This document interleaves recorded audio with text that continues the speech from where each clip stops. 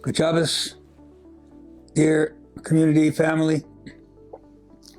As we go into this week's Torah portion, we continue this incredible journey of the Jew as he prepares to take on the extraordinary merit and responsibility of being God's chosen nation, which will take place in a very short period of time.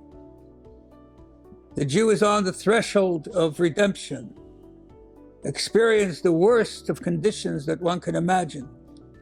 There's nothing that a human being can suffer that the Jewish people in Mitzrayim did not suffer. And more so, this was the beginning of a series of exiles that the Jewish people would have to endure until the coming of Mashiach, which I believe is around these periods of times. We are now at that moment of the final step out of all of our exiles and to come into true redemption and to true freedom. And as the Jew moves through that process, the question even for leadership that Moses asked last week, why, God, have you done so bad for these people? You love them so much. They are your chosen. They are your firstborn. They are like an only child to an elderly couple. They are the ones that you love, cherish. They're called my love, my twin, my dove, my connection.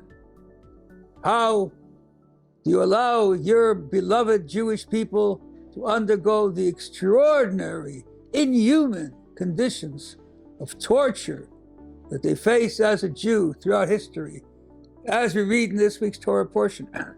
And they sighed, and the Jewish people were tired, they were exhausted, they couldn't handle anymore. And they say to Moses, what's going on here? And Moses says to God, why have you done bad to these people? A question that so many of us ask throughout history. That question has cropped up so many times in our own lifetime. It's cropped up two major periods, the Holocaust and this now, this new Amalek that has emerged to be the real Amalek. God says to Moses, there is a level of godliness that I did not show you. I did not yet reveal myself to the Jewish people with that level. There's a level of godliness that's about creation. That level of godliness is not enough to ensure that you are going to be invincible throughout history, that no matter what the handicap is, you will overcome it. That level of godliness which relates to nature is a dangerous place for the Jew, because from a natural point of view, the animal instinct takes charge. Hate is there in a real way. The irrationality of hate is so powerful that it overcomes all thought process, all logic, all emotion, all humanity. You enter into a field of savagery. So the Torah says there's another level of godliness, Shmi Hashem. That tetragrammaton, that unpronounceable name, Yud K Vav K, that relates to multiple worlds, that relates to higher levels, that relates to time beyond time, that relates to beyond nature, that relates to the essence of God himself. The one who creates nature, the one who directs nature, the one who makes nature work. That level of godliness is yours exclusively. God says to Moses, that level I've not shown them.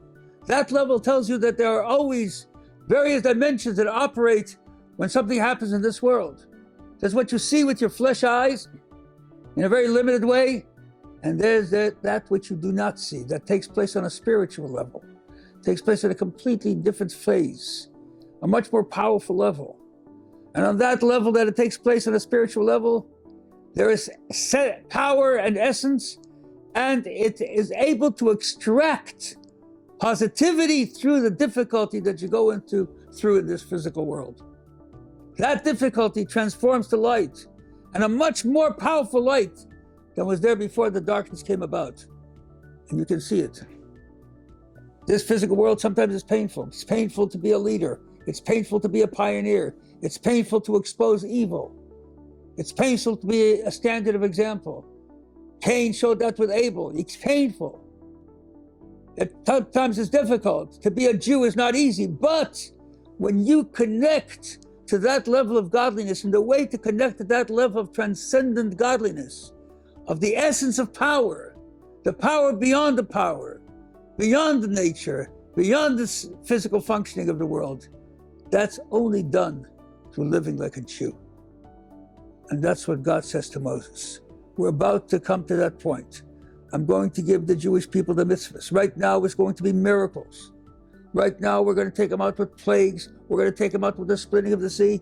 But once they get the Torah, and once they get the mitzvahs, they will have that secret weapon that they are able to dress in every single moment of their lives, which connects them to the source of energy and power and goodness and kindness and eternity, and all that is necessary for the Jewish people to fulfill their mission, to make this world a world of light and goodness and a house for God.